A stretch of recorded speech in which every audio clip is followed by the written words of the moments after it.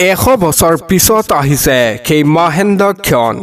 পাঁচগ্ৰহৰ মহামিলনত সোণালী দিন আহিব তিনিৰাশী লোকৰ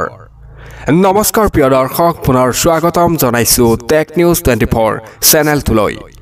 এতিয়ালৈ যদি আমাৰ চেনেলটো সাবস্ক্ৰাইব কৰা নাই তেনেহলে চেনেলটো সাবস্ক্ৰাইব কৰি ভিডিওটো এটা লাইক কৰি দিবলৈ নাপাহৰিব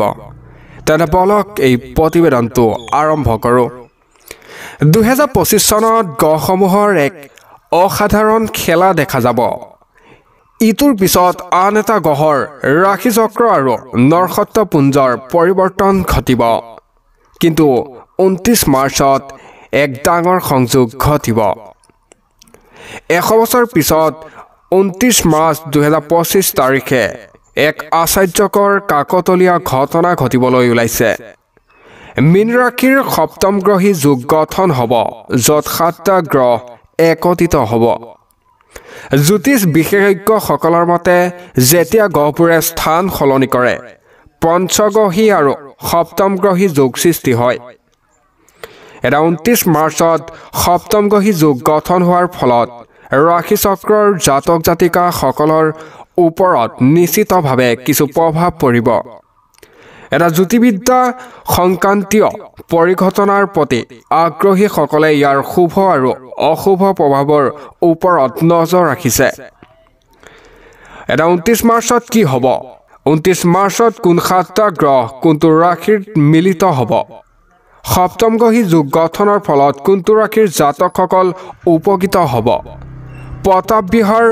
গাজিয়াবাদৰ জ্যোতিষ ৰাকেশ চতুৰ্থবিদে এই বিষয়ে সবিস্তাৰে জনাইছে আৰু আপোনালোকক জনাব ওলাইছো জ্যোতিষসকলৰ মতে 29 মাৰ্চত মীন ৰাশিৰ সপ্তম গ্ৰহী যোগ গঠন হ'ব য'ত শনি শুক্ৰ বুধ সূৰ্য মংগল চন্দ্ৰ আৰু নেপচুন একত্ৰিত হ'ব এই শুভ যোগে কিছুমান ৰাশি লোকৰ ওপৰত ইতিবাচক প্ৰভাৱ পেলাব যাৰ ফলত তেওঁলোকৰ জীৱনত অলৌকিক পৰিৱৰ্তন আহিব পাৰে আৰু বিত্তীয় লাভো সম্ভৱ হ'ব জনাব ওলাইছো কৰ্কট ৰাশি এই ৰাশি লোকসকলৰ ভাগ্যৰ স্থানত সপ্তম গ্ৰহী যোগ সৃষ্টি হ'ব এনে পৰিস্থিতিত আপোনাৰ ভাগ্য জিলিকি উঠিব আপোনাৰ প্ৰগতিৰ পথত অহা প্ৰতিটো বাধা আঁতৰ হ'ব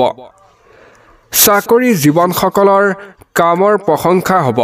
যাৰ ফলত পদোন্নতি হ'ব পাৰে পৰিয়ালত চলি থকা বিবাদৰ সমাপ্তি ঘটিব পত্নীৰ সৈতে এক মধুৰ সম্পৰ্ক থাকিব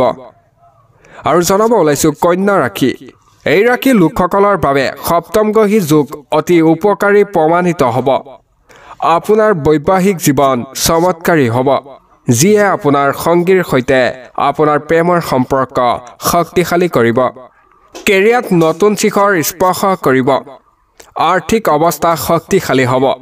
আপুনি মানসিক আৰু শাৰীৰিক চাপৰ পৰা মুক্ত হ'ব আৰু সম্পূৰ্ণ স্বাস্থ্যৱান অনুভৱ কৰিব অবিবাহিত লোকসকলৰ বিয়াৰ যোগ আছে আৰু মিথুন ৰাশিৰ বিষয়ে আপোনালোকক জনাব ওলাইছো সপ্তম গ্ৰহী যোগে মিথুন ৰাশিৰ জাতক জাতিকাসকলৰ বাবে শুভ হ'ব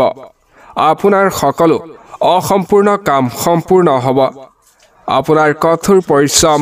সাৰ্থক হ'ব ব্যৱসায়ৰ সৈতে জড়িত লোকসকলৰ জীৱনত অলৌকিক পৰিৱৰ্তন হ'বলৈ গৈ আছে প্ৰচুৰ আৰ্থিক লাভ পাব নিবনুৱাসকলে চাকৰি লাভ কৰিব পাৰে যিসকলে চাকৰি কৰে তেওঁলোকে পদোন্নতি লাভ কৰিব পাৰে news desk report tech news 24